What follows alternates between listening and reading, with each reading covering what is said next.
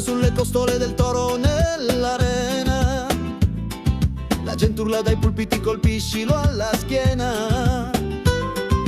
Quando la massa diventa una polveriera, l'ira si aggiunge alla rabbia ed esplode la terra intera. Matador non conosce paura, incarna la tradizione fiera. Gesti dettati da orologi svizzeri, minuziosamente prepara. In mano una spada, simbolo della sua carriera. Nel cuore sangue un crocifisso, tutta la sua storia.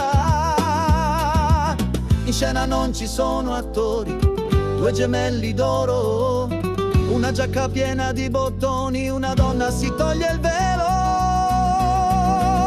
Una voglia di confondersi, con il toro distinguersi, una voglia di vincere, la paura di poter perdere. L'ultimo matador innalza il suo cappello, impreca il cielo di dargli il coraggio di affrontarlo.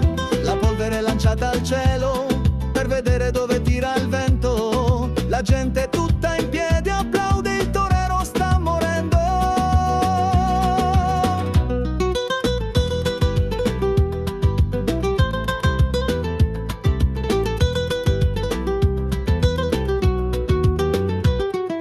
Giudici danno il premio al toro vincitore. Questa volta non sarà ucciso, questa volta ci sarà meno rumore. La corrida al trono non è che una tortura legalizzata.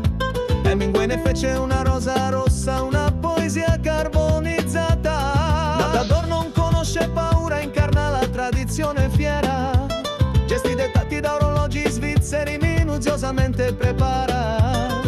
In mano una spada, simbolo della sua carriera. Nel cuore sangue un crocifisso, tutta la sua storia.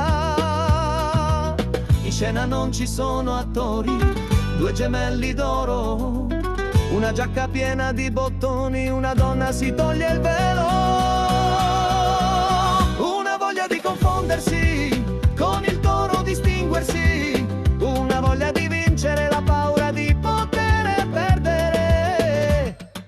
L'ultimo matador innalza il suo cappello, impreca il cielo di dargli il coraggio di affrontarlo.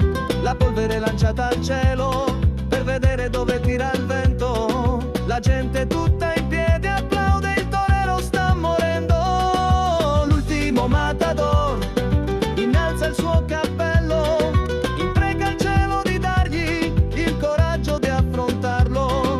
La polvere lanciata al cielo per vedere dove